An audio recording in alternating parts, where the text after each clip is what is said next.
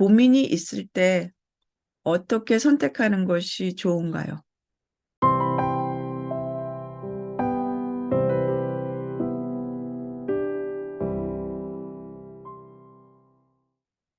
무엇을 선택하는 것이 좋은가요가 아니라 어떻게 선택하는 것이 좋은가요? 굉장히 지혜로운 질문입니다. 그러면 고민은 왜 생기나를 생각해 보셔야 됩니다. 고민. 대부분 고민은 그것이 어떤 고민이든 잘 생각해 보면 그 밑바닥의 문제는 이 A와 B 아니면 A, B, C 여러 가지 중에서 선택할 수가 없다는 겁니다. 본인이. 자, 제가 구체적인 예를 가져왔습니다. 자, 직장 생활에 염증이 나서 일을 그만두고 현재 가진 가용 자산을 모아서 지방의 상가 주택을 찾는 중입니다. 월세 받으면서 새 식구 생활비하고 스트레스 안 받는 다른 일을 해보려고 하는데 가능할까요? 자, 이분이 고민은 뭡니까? 하나는 선택할 수 없다는 거예요. 고민은 결국. 첫 번째는 직장을 계속 다닌다.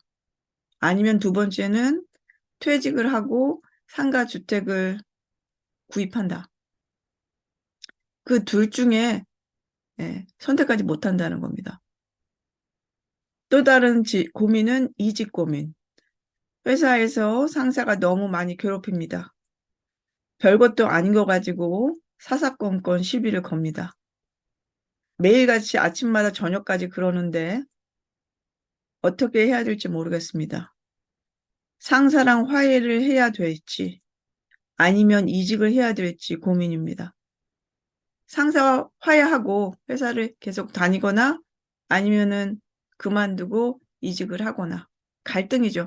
내 안에 두 가지 어떤 그 선택이 있는데 내가 지금 선택할 수 없다.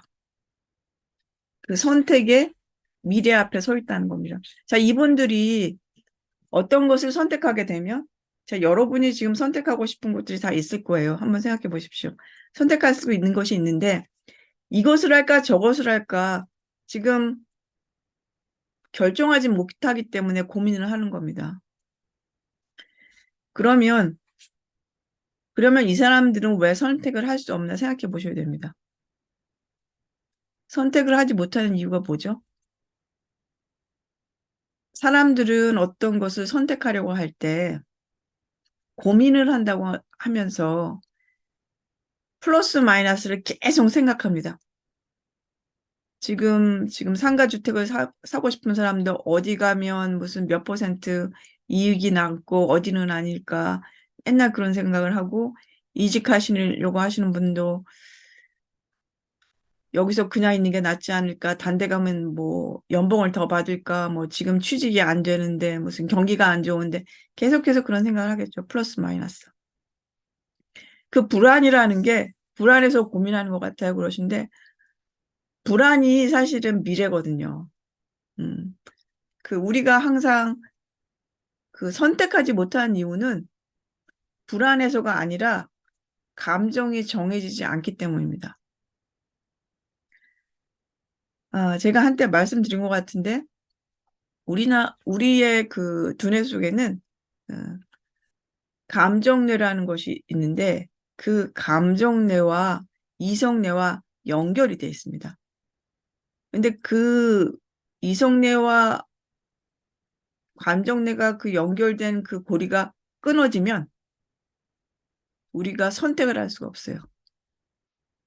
그것을 어떻게 알게 됐냐면 미국에 어떤 유명한 변호사가 살고 있었는데 능력 있고 아주 잘 나가는 변호사였는데 어느 날 이 사람이 뇌에 종양이 있어서 수술을 했습니다.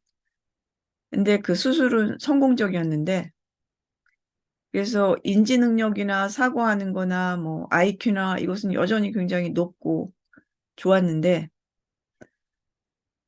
이분이 회사로 돌아온 이후에 변호사 일을 못하는 거예요. 못하는 이유는 뭡니까? 결정하지 못하기 때문에.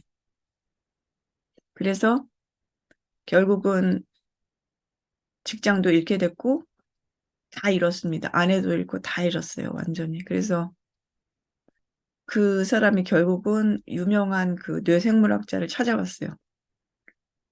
그래서 그 뇌생물학자도 여전히 그 사람 뭐 IQ 테스트하고 무슨 뭐 다 테스트했는데 뭐 뇌는 정상적이고 굉장히 인지 능력이라든지 뭐 IQ나 굉장히 높은데 아, 왜 그럴까 조사를 해봐야 되겠다라고 생각을 하면서 다음번 세션은 언제가 좋을까요? 물었더니 그 사람이 날짜를 선택하지는 못하다는 거예요.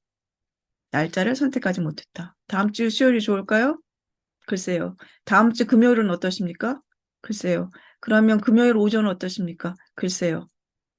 그래서 이 사람의 문제는 IQ 문제가 아니구나라고 알게 됐어요. 그래서 밝혀진 것이 감정뇌와 이성뇌 사이에 연결고리가 있고 이 사람은 수술은 성공적이었는데 수술 도중에 운 없게도 그것이 절단된 거예요.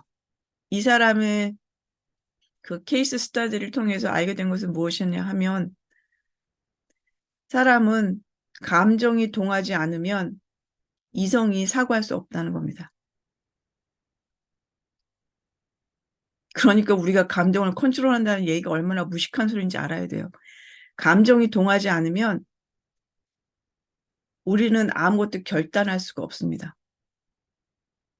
그게 이미 지금 21세기 생물학이 발견한 결론입니다. 자, 그래서 지금 많은 분들이 고민을 할 때 내가 A가 좋을지 몰라요, B가 좋을지 몰라요. 그렇게 선택하는 못하는 기본적인 이유는 내가 감정이 동하지 않기 때문입니다. 자, 여러분 이거 생각해 보십시오. 간단하게. 우리가 연애를 하면, 그렇죠? 남들이 생각하기엔 뭐 A가 스펙도 좋고 뭐 집안도 좋고 그 사람이 좋은 배우자야 이렇게 얘기할 수 있어요. 근데 B는 스펙은 별로고 뭐 집안도 별론데 아, 얘기하는 게 굉장히 재밌고 나는 이 사람이 더 좋아. 좋다는 게 뭡니까? 내가 감정적으로 이 사람한테 끌린다는 거예요. 그러면 이성적으로 이 사람이 암만 스펙이 좋아도 이 사람하고 결혼하기 싫어요. 싫은 거 뭡니까? 감정이 동하지 않아요. 굉장히 간단해요. 감정이 동하지 않아요. 그래서 결국은 이런 사람과 이쪽 사람과 결혼을 해요. 왜 이쪽을 선택하게 되니까 감정적으로 이쪽으로 동하니까. 자, 그런데 이렇게 감정이 확실하게 정해질 때 우리는 확실히 정하게 됩니다. 그러면 고민을 한다는 건 뭡니까? 감정이 정해지지 않는다는 거예요. 자, 그럼 세 번째. 그러면 왜 감정이 정해지지 않을까? 불안 때문이라고 그러셨는데 그게 아니에요, 사실은. 왜 감정이 정해지지 않을까? 간단하게 말씀드린 것처럼 내가 이 남자를 좋아하면 감정이 동하기 때문에 이 사람을 자주 만나고 이 사람이 좋은 면만 보여줘요. 그리고 이 사람과의 결혼이 얼마나 행복할까라고 자기가 스스로 생각해요. 그래서 이쪽 사람은 B를 선택합니다. 감정이 동하기 때문에. 자, 그러면 감정이 왜 정해지지 않을까? 어떤 고민을 하시는 분들, 그렇죠? 앞에서 말씀드린 것처럼 상가주택하고 이직하시는 분들 예로 보면 왜 우리가 감정이 정해지지 않을까? 그렇죠. 확신이 없어서죠. 결국 자신이 지금 원하는 것이 내가 지금 선택하려는 것이 응? 예를 들어 첫 번째 분들은 상가주택, 두 번째는 이제 이직인데 내가 지금 선택하려는 것이 좋은 결과를 가져온다는 좋은 선택이라는 확신이 없어요. 신념이 없어요. 믿음이 없어요. 그게 뭡니까?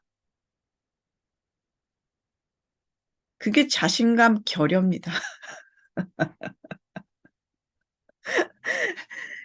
그게 자신감 결여예요. 자신감은 뭡니까? 내가 원하는 것이 이루어진다는 믿음입니다.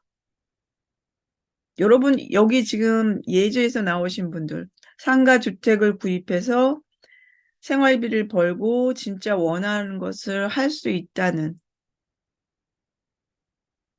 믿음이 결여되어 있어서 선택하지 못하는 거죠. 그 믿음이 없는 게 자신감이 없는 겁니다. 내가 원하는 것을 선택할 수 없는 거예요. 왜? 거기에 대한 믿음이 없으니까. 그게 자신감이에요.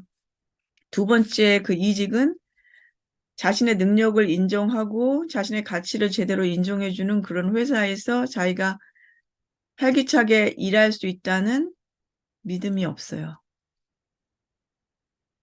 그러니까 제가 앞에서 말씀드린 것처럼 지금 12시 20분인데 가만히 있으면 1시라는 미래가 오는 게 아닙니다. 가만히 있으면 12시 20분이 반복된 1시를 만날 뿐입니다. 현재의 반복이라는 거죠. 미래가 아닙니다. 우리가 원하는 미래는 현재의 반복이 절대로 아니에요. 우리가 원하는 미래는 현재보다 더 나은 미래입니다. 자, 그래서 지금 고민을 보내주신 이 예제를 보면 하나는 하고 싶지만 못하는 거죠. 왜? 믿음이 없는 거죠. 고민이 아니라, 고민이 아니라 내가 원하는 것이 이루어진다는 믿음이 부족한 거예요. 자신감이 없어서 선택을 못하는 겁니다. 그러니까 자신감에 대한 정확한 해석이 필요합니다. 그래서 자신감이 있고 없고가 아니라 우리가 새로운 것을 시작하려고 할 때, 우리가 새로운 것을 선택하려고 할 때 항상 도전받는 것이 자신감이에요.